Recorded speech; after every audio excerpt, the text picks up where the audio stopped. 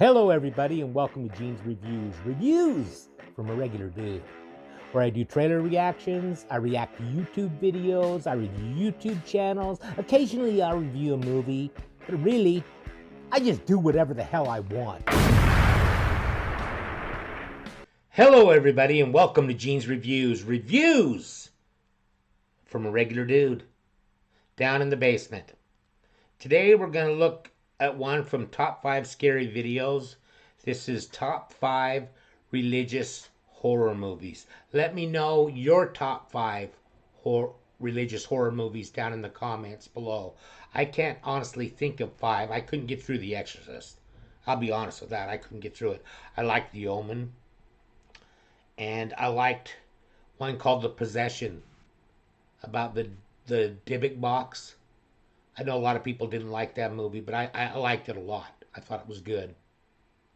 So let's check this out and what they think is the top 5 religious horror movies. Now, though it may not be Exorcist immediately is apparent, one of them. the horror genre is filled to the brim with religious stories, and this is mostly thanks to the movies that focus on demons, hell, and of course possessions. They are all overtly religious, whether you realize it or not, so I'm going to be counting down a few of my favorites with the top 5 religious horror movies. Let's jump in. Coming in at number 5, we have The Ninth Gate. The Ninth Gate is truly one of Johnny Depp's best movies, and I will stand by this statement until his next best movie. Whenever that may be, because he's cancelled still. Released in 1999 and directed by Roman Polanski, The Ninth Gate revolves around an ancient book that purportedly contains a magical secret for summoning the devil himself. Creepy stuff. Depp stars as the movie's protagonist, Dean Corso, a rare book dealer who cons people into selling their rare editions for cheap so that he can resell them at a much higher price. Sleazy. However, when a mysterious man pays him a visit, he claims he has the copy of The Ninth Gate of the Kingdom of Shadows, a book which is supposedly adapted from a book written by the devil himself and has instructions on how to become immortal. So Depp sets out on a mission to find the original missing books. However, along the way, bizarre events begin to unfold, as you would expect. Now, despite my fondness of the movie, it did ultimately polarize critics and viewers alike, with it being described as, I quote, "Even though the film is stylish and atmospheric, critics say The Ninth Gate meanders aimlessly and is often ludicrous. And despite the advertising, there's hardly any chills." I, however, disagree, and if you have a love for religious horror movies, this will certainly be right up your street. Before we jump into number 4, be sure to give this... It's been a long time since I've seen that movie, but I think I need to check it out again. I did like it when I saw it. Video a big thumbs up, it really helps us out a lot. Coming in at number 4, we have The Exorcism of Emily Rose. The first time I watched The Exorcism of Emily Rose, I was traumatized. I forgot about that. I was absolutely terrified, mostly due to the scene of her contorted on her bedroom floor. That lingered in my mind for years. Released in 2005 and directed by Scott Derrickson, The Exorcism of Emily Rose is loosely based on the true story of Annalise Michel, I think that's how you say her name, and follows an agnostic woman played by Laura Linney, who acts as defense counsel representing a parish priest who is accused by the state of homicide after he performed an exorcism on a young girl who passed away. The movie is absolutely terrifying. It's creepy and eerie, jumpy and heart-wrenching, with you watching on helplessly as Emily is taken over by some unknown force. Now, the movie takes place in a series of flashbacks, jumping between the murder trial and back to the life of Emily Rose. Creepy. Originally treated for epilepsy, we begin to realize that there may be more at play and that perhaps she is possessed by some kind of demon. This is when Father Moore steps in to perform an exorcism on Emily. However, it is unsuccessful and she passes away. And now Laura Linney must gather evidence to prove Father Moore is not guilty of murder and that Emily was in fact possessed. The movie relies heavily on religion, even touching on heaven, the Virgin Mary, and stigmata. It is a must-watch for possession movie lovers and will certainly not disappoint. Critics and viewers, however, were polarized, with it being described as, I quote, "a movie loosely based on a true story. The Exorcism of Emily Rose mixes compelling courtroom drama with generally gore-free scares in a ho-hum take on demonic cinema." In at number 3... I was going to say it has a lot to do in the courtroom. A lot of courtroom scenes, but oh man, that movie is something else. I loved it.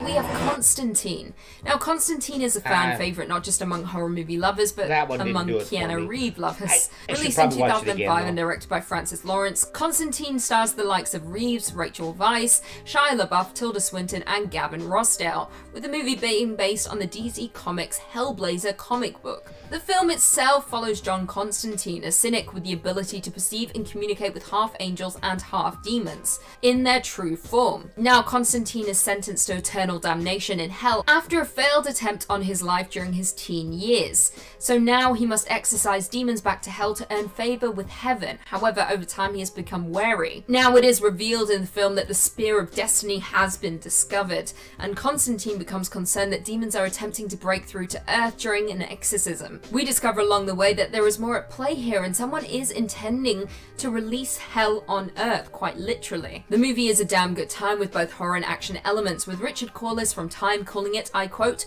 a one-of-a-kind hybrid, a theological noir action film. However, fans of the comic might be a little disappointed with this adaptation, but despite that, it's entertaining nonetheless, and it's a great religious horror to watch when the lights are out. Coming in at number 2, we have... Okay, that's one I think I need to go back and rewatch, because I have heard a lot of people talk about how much they like that movie, but I don't remember being that impressed at the time. But my taste in movies has changed so much over the years. There's so many movies that when I was younger I really didn't like them that much, but I go back and watch them and I love them. So I don't know.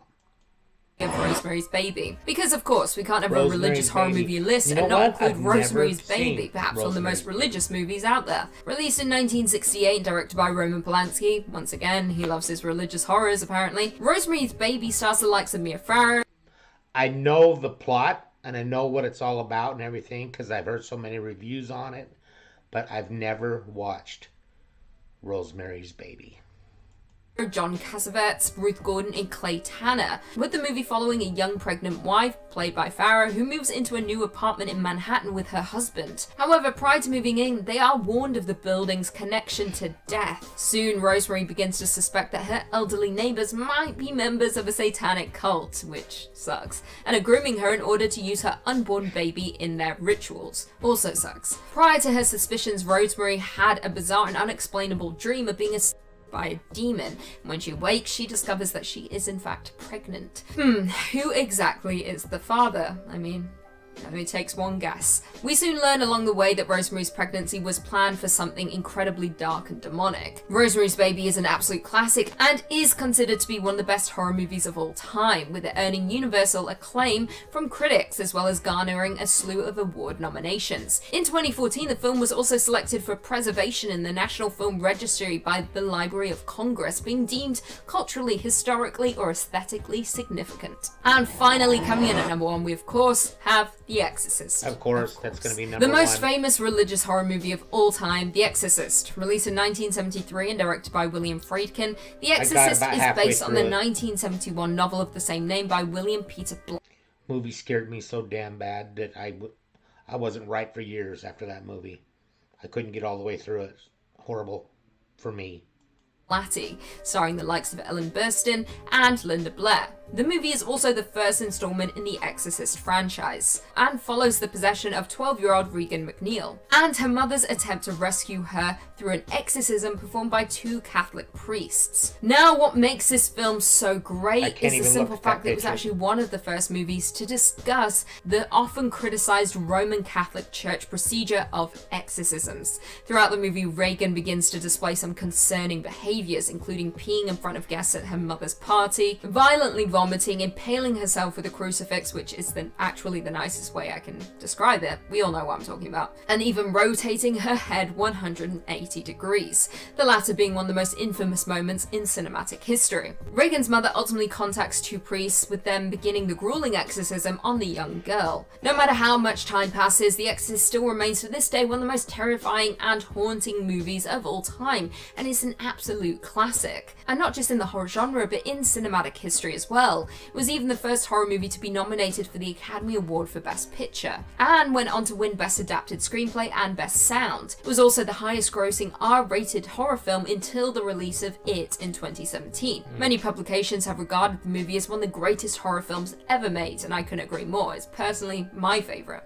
I get asked that a lot. My favourite is The Exorcist. Well, there we have it. Do you guys agree with our list? Were there any religious horror movies that we missed? Leave us your thoughts and feelings. And yeah, that movie absolutely terrified me. I never got all the way through it, like I said. And kind of a funny story. I remember specifically, it's just starting to get over it and everything. And I fell asleep one night with the TV on, and I woke up and that damn movie was playing. It was on like HBO or something like that. Couldn't win. That movie to me is horrifying. Let me know in the comments down below what you think. I've heard a lot of people think they thought it was funny because they thought it was so ridiculous. Maybe if I went back and rewatched it, I would think that, because maybe it's dated a little bit, but I don't even want to. Got a joke for you. My cousin's addicted to the hokey pokey. It's been a rough couple of years, but he turned himself around. Thank you, everybody. Make sure you like, comment, subscribe, hashtag Mean Gene, all that fun stuff. And if you like this video, tell all your friends, leave a comment down below. And if you didn't like it, then just shut up. And I will see you next time.